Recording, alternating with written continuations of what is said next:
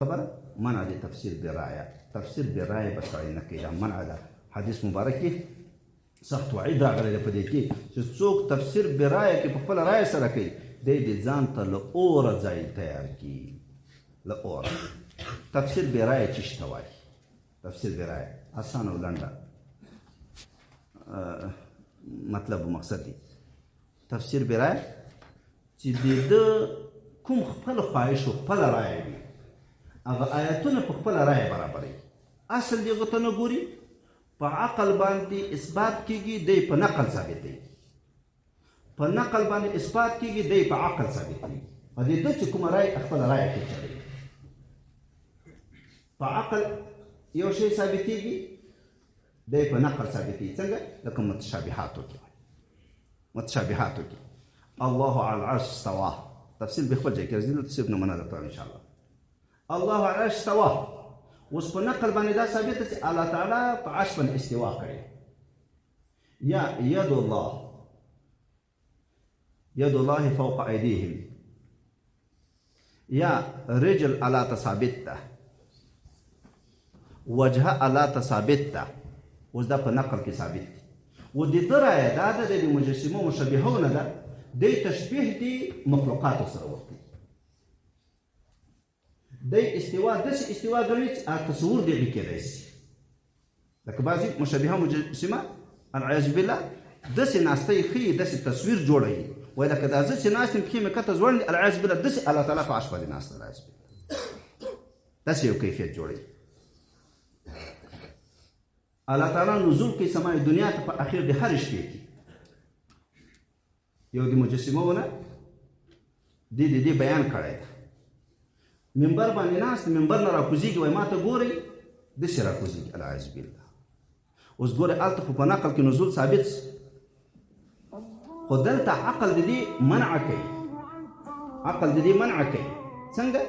دې کې الله تعالی ته نقص ثابتول دي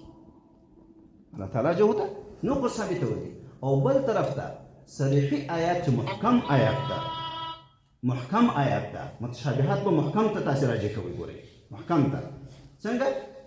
محکم ته لیس کمثله شیء دا محکم ته متشابهات چې ترجی محکم باندې به تاسې ترازو ترخیری به چې د محکم سره بل ځکه محکم ټولې په مطلب پیږي متشابهات باندې مطلب باندې څوک نه پیږي مګر هغه څه چې الله تعالی ورکوي نو لیس کمثله شیء په مثل هیڅ شی نشته و چې ته نعوذ بالله داسې یو تصور ثابتوي چې الله تعالی داسې ناسته لکه زه کمثله شو که نه سو جواب راکړئ څو که نه یا داسې کوزېږي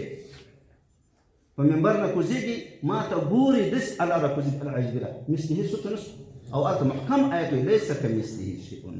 دغه اوس تفسیر برایه چې دی د خپل رایه پکې چلوي چې هغه خو محکم آیت کې ثابت سو محکم حدیث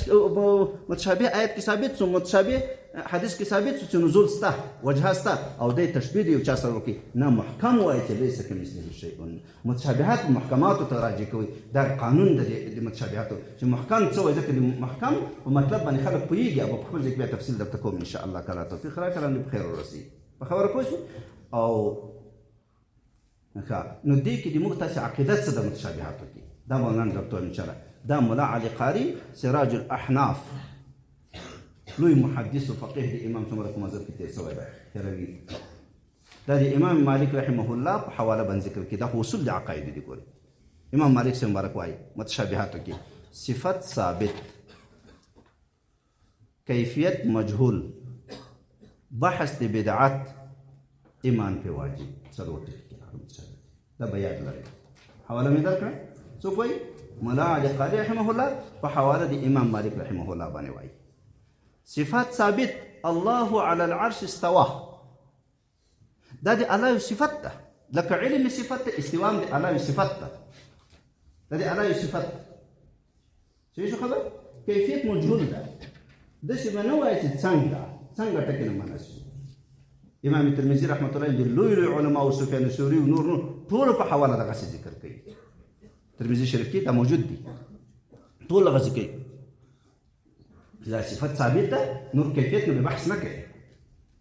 امام احمد رحمه الله ته یو نفر راغی وای الله على العرش استوى كيف استوى دو ورته ویلي الله على العرش استوى كما وصفه الله تعالى نفسه الشريف بذلك وأنت تقول كيف استوى فأنت مبتدع فاخرج منا. تسوي كيف استوى دا كيف ټکی دې ویلې ته مبتدع دې موږ موزه ته دې موږ نه یې نو کیفیت مجهول ده. بحث د بدعت ته دا به نه وایي چې څنګه و څنګه نه منع او ایمان په واجب ده ولې خو قرآن عظیم شان کې ثابت احادیث صحیحو کې ثابت